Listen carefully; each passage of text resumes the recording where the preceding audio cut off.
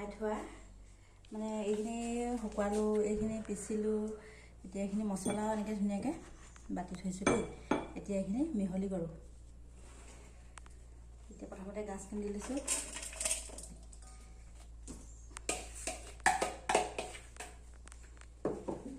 তাৰপাছত এইখিনি ভোট জলকীয়া, সৰিয়হ আৰু নহৰু এইখিনি দি দিম এতিয়া।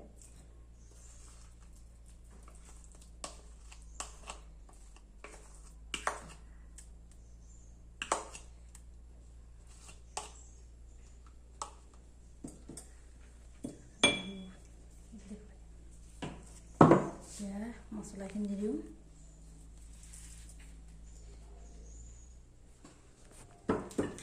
তাৰপাছত নিমখ দি লওঁ।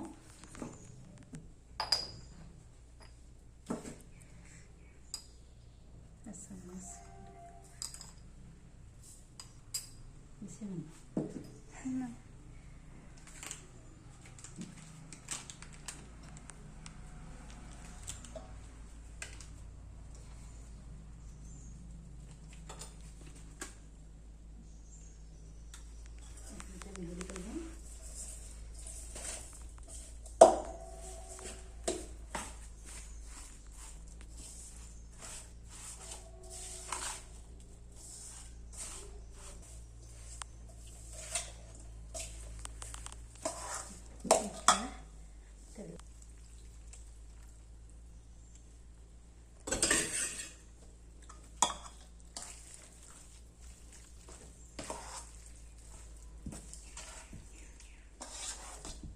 এতিয়া ঠাণ্ডা কৰি থোৱা মিঠাতেল দি দিলোঁ।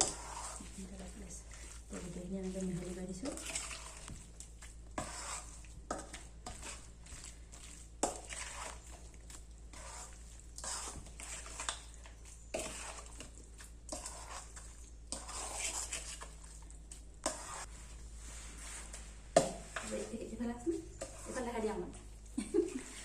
আৰু এইখিনি এতিয়া এনেকৈ অকণমান দেৰি ৰাখি দিম। তাৰপাছত বৈয়ামত ভৰাই থৈ দিম।